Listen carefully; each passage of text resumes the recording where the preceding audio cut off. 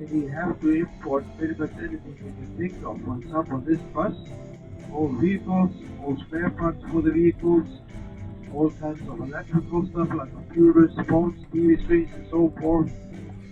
Construction materials, clothes, and all kinds of foods and beverages, and pretty much everything you can think of, you have to import. And being an island here in the mid-Atlantic, and it tends to be longer distances to ship stuff, and also the fact that we're only about 390,000, what tends to happen often when we are ordering stuff or purchasing stuff, we tend to get worse deals.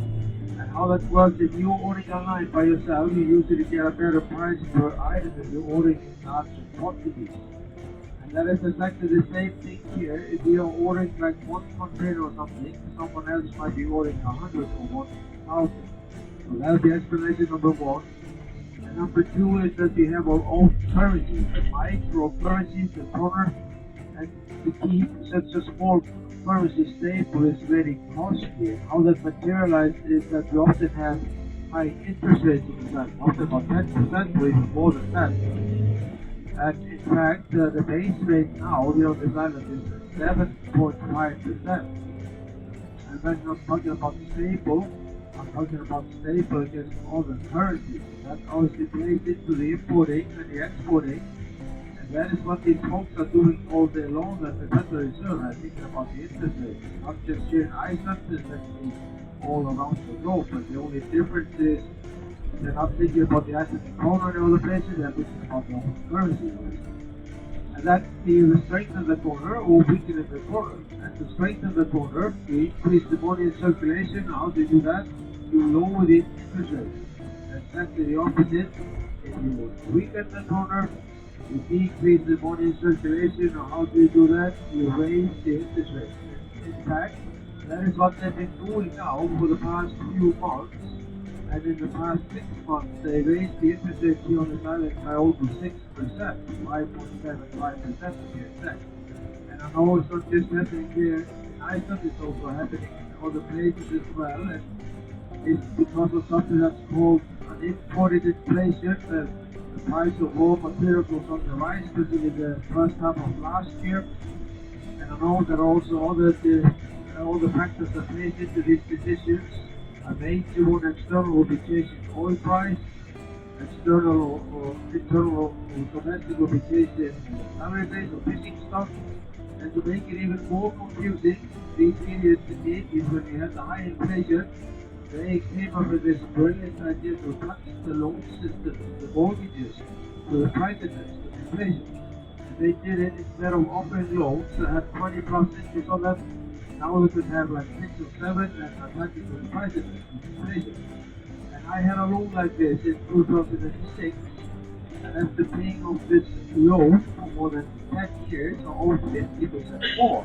I owed 9 billion instead of 6. Now, because I owed 9 billion instead of 6, I was also paying a lot more each month. So that is obviously eating into the high salary base. So that would be the explanation that we often have high interest rates on that. And number 3 is that there is a lack of competition. When I'm talking about lack of competition, I'm talking about less than 5 companies competing in each sector. And as we often say on this island, we have 4 everything. We have 4 banks, 4 insurance companies, 4 oil companies, and 4 companies that own the grocery stores and so forth. Now we have 2 aviation companies, and there have been more and more coming over the past few years, so that's so good. But that usually only applies for those that are coming to the island and leaving, not for those that are leaving the island and coming back, because then we only have those 2 aviation companies. And we have 2 fortified companies that are bringing in all the shipping containers. So you can see there's a lot of people taking advantage of the situation. So that's why we often have high prices on a lot of things on the island. And I can add to that the healthcare system is free. It's free as it is today. You only pay a minimum fee if you're visiting a doctor during regular hours. And they actually implemented that 2 years back because when the folks coming to see the doctor, they had no agenda to see the doctor. They only see the doctor. So that's why we have these different fees. And to go to a dentist, it's free of charge for the children under the age of 18. But for adults, you pay about 25,000 to get an inspection with the dentist. And on the educational level, it's free at the elementary level. For the high school level, you would pay about 30,000 kroner each semester, not including books. That can vary between schools, can be a bit higher than that, but usually around that number, 30,000 kroner each semester. And the tuition for university, like University of Iceland, is about 200,000 kroner each year. But for private university, like University of Reykjavik, is a little bit more than double that number, about 500,000 kroner each year. And then finally, you often ask about the unemployment rate. And I can tell you also last December, it was about 3.4%, which is not a whole lot, but talking about the unemployment rate.